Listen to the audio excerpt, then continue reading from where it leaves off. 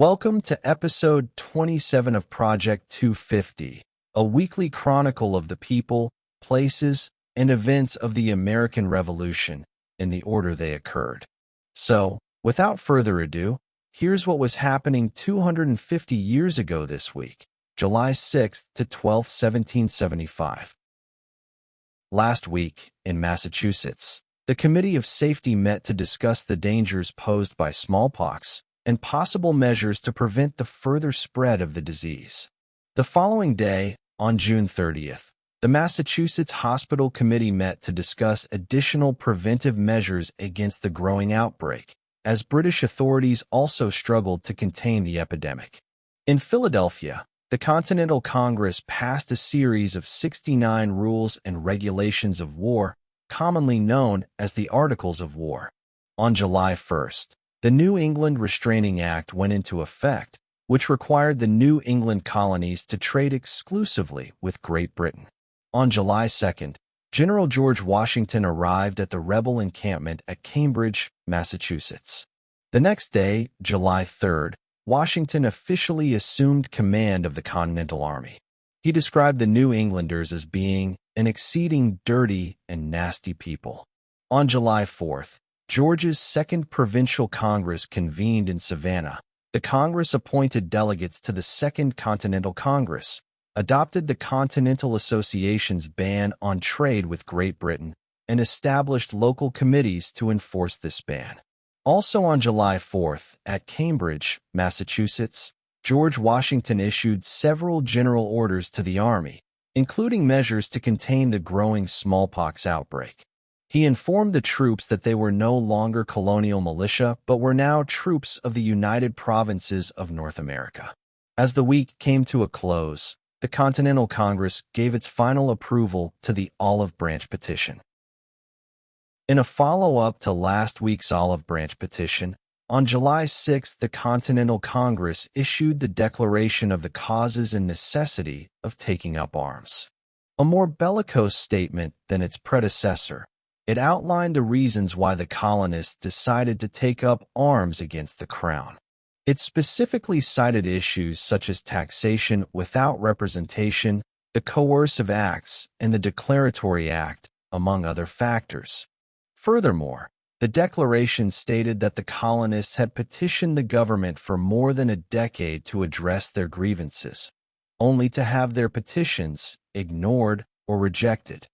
And while the colonists were not yet seeking independence and had only taken up arms in defense of their freedoms, still they pledged not to lay them down until hostilities shall cease on the part of the aggressors, and all danger of their being renewed shall be removed.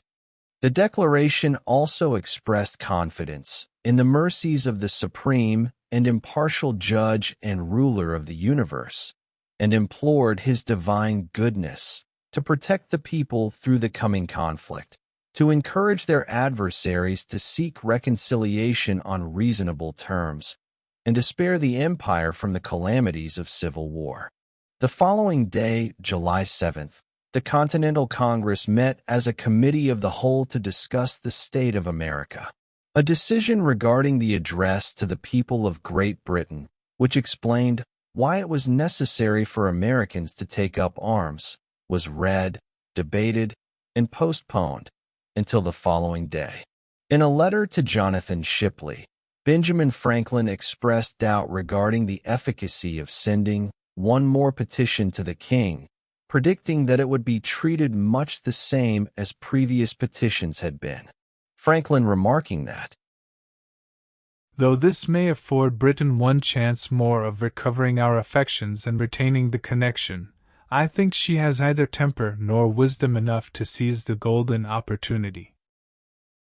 John Adams wrote to his wife Abigail of the burning of Charlestown and other recent British atrocities, which Adams characterized as a method of conducting war long since become disreputable among civilized nations. But as Adams pointed out, our consolation must be this, that cities may be rebuilt and people reduced to poverty may acquire fresh property, but a constitution of government once changed from freedom can never be restored. Liberty once lost is lost forever.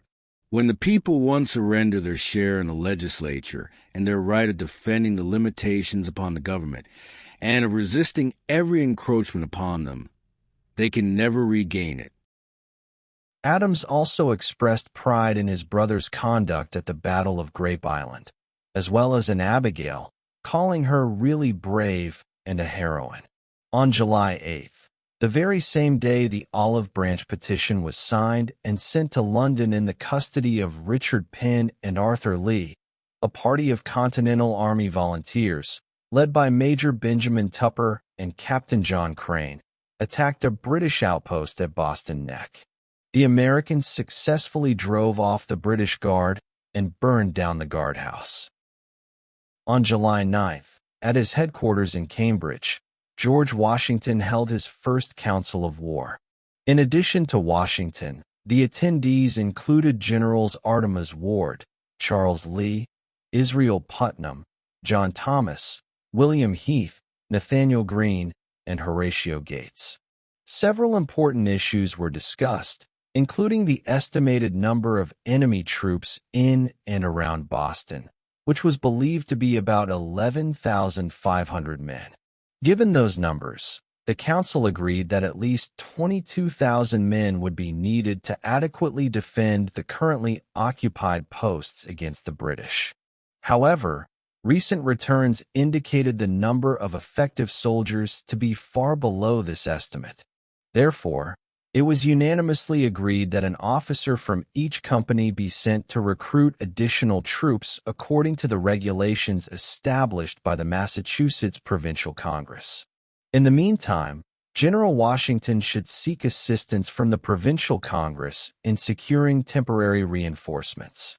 The council also determined that the Welsh Mountains, near Cambridge, would serve as a suitable rallying place if the colonial forces were driven from their lines.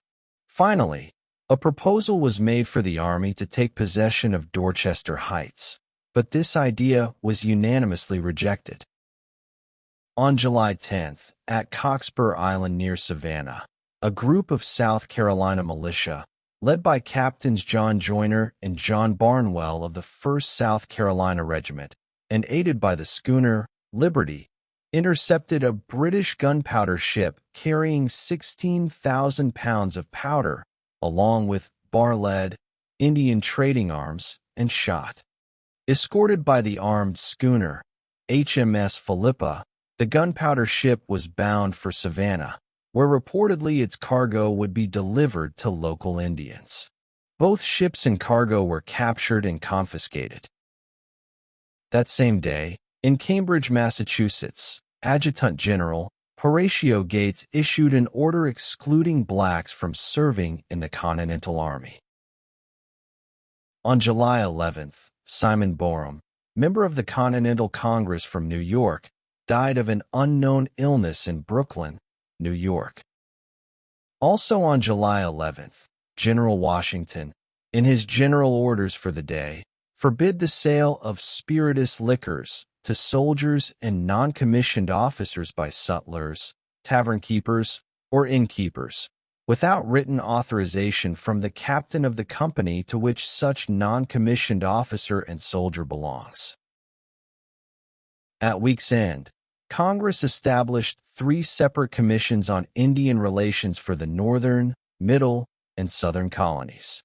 Finally this week, in South Carolina, a body of Rangers from Fort 96 captured Fort Charlotte, located near modern Willington in McCormick County, South Carolina, along with 1,050 pounds of gunpowder, 18 cannon, 15 muskets, 83 casks of musket cartridges, 2,521 musket balls, and 343 iron cannonballs.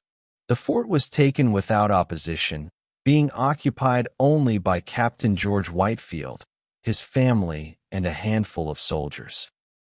And that's the way it was 250 years ago this week. If you enjoyed this video, please tell a friend. And if you like what you see on this channel, make sure to like, share, and subscribe. You can also check us out on Facebook and Twitter, or X, as well as on Substack. Thank you for watching.